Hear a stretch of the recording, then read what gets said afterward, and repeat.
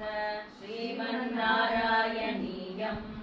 पृथिववर्धकि वर्धित कौशलम् कृतशरत्त समस्त विभूतिमत् जलधि मध्यगतम् त्वमभूषयः नवपुरम् वपुरञ्जितरोचिषा ददुषिरेव दभूभृतिरेवतीम् फलभृते तनयाम् विधिशासनात् महितमुत्सव घोषमपूपुषः समुदितैर्मुदितैः सह यादवैः स्वयमिदर्भसुधाम् रघुरुक्मिणीम् प्रणयिनीम् त्वयि देव सहोदरः स्वयमदित्सदचेति महीभुजे स्वनमसा समसाधुमुपाश्रयन् चिरधृत प्रणया त्वयि बालिका सपदि काङ्क्षितभङ्गसमाकुला तव निवेदयितुम् द्विजमादिशत् स्वकथनम् कदनङ्गविनिर्मितम् द्विजसुतोऽपि चतुर्नमुपाययौ तव पुरम् कितुराचतुरासदम् मुदमवाप च सादर पूजितः स भवता बभृता स्वयम् स च भवन्तमवोचत कुण्डिने नृपसुधा खलु राजति रुक्मिणी त्वयि समुत्सुकया निज धीरता हितया प्रकितोऽस्म्यहम् तव कृतास्मि पुरैव गुणैरहम् हरति माम् किल चेति नृपोऽधुना अयि कृपालय पालय मामिति प्रजगदे जगदे कपदे तया अशरणाम् यदि माम् त्वमुपेक्षसे सपदि जीवितमेव जहाम्यहम् इति गिरासुतनोरतनोद्भृशम् सुहृदयम् हृदयम् तव कातरम् अकथयस्त्वमदैनमये सखे तदधिका मम मन्मदवेदना नृपसमक्षमुपेत्य हराम्यहम् तदयिताम् दयितामसि ते क्षणाम् प्रमुदितेन च तेन समम् तदा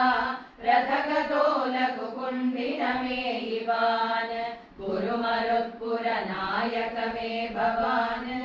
वितनुताम् तनुताम् निखिलापदाम् परसमेत बलानुगतो भवान् पुरमगागत भीष्मकमानितः द्विजसुतम् त्वदुभागमवादिनम् धृतरसा तरसा प्रणनामसा भुवनकान्तमवेक्ष्य भवद्वपुः नृपसुतस्य निशम्य च चेष्टितम् विपुलकेतजुषाम् पुरवासिनाम् सरुदितैरुदितैरगमन्निशा तदनुवन्दितुमिन्दुमुखी शिवाम् विहितमङ्गलभूषणभासुरा निरगमद्भवदर्पितजीविता स्वपुरतः पुरतः सुभटामृता कुलवधूभिरुपेत्य कुमारिका गिरिसुताम् परिपूज्य च सादरम् मुहुरया च तत्पदपङ्कजे निपतिता पतिताम् तव केवलम् समवलोक कुतूहल सङ्कुले नृपकुले निभृतम् त्वयि च स्थिते नृपसुता निरतात् गिरिजालयात्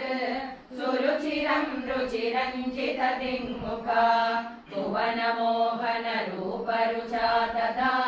विभसिता किल राजकदम्बया त्वमपि देव कटाक्ष विमोक्षणैः प्रमदया मदयाञ्च कृशे मनात् त्वनुगमिष्यसि चन्द्रमुदीरिताम् सरसमेत्य करेण हरञ्षणात् समधिरोप्यरथम् त्वमपावृताः